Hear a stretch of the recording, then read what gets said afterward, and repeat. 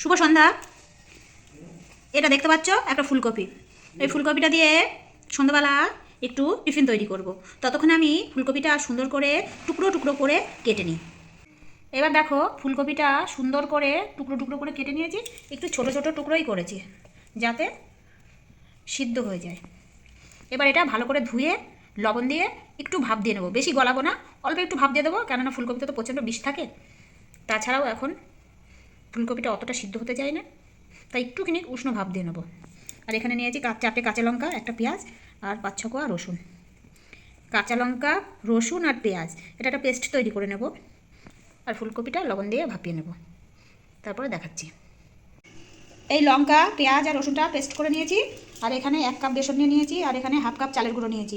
এইগুলো দিয়েই আজকে এই রেসিপিটা তৈরি করব।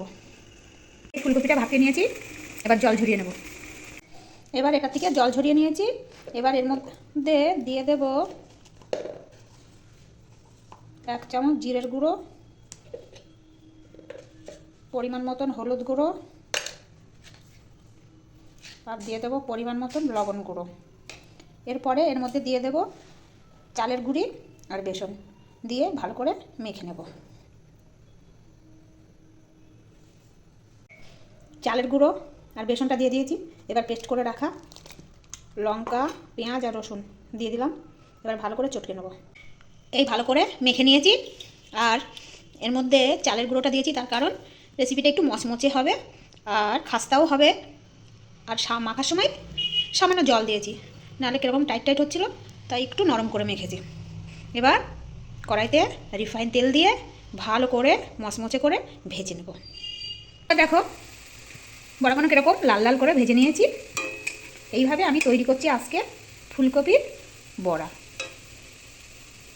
একটু লাল লাল করে ভেজে নামিয়ে নেব। সন্ধ্যাবেলা টিফিনের জন্য করে খেতে পারি, মুড়ির সঙ্গেও খেতে পারি, আবার ডাল করলে ডাল ভাতের সঙ্গেও খেতে পারি। খুব সুন্দর টেস্ট হয়েছে। এই যে টমেটো সস আর এই বড়া, এবার আমরা খাবো। খুব সুন্দর লাগছে খেতে। তোমরা করে খেয়ে দেখবে, কমেন্ট করে জানাবে, লাইক শেয়ার সাবস্ক্রাইব অবশ্যই করবে। নমস্কার বন্ধুরা।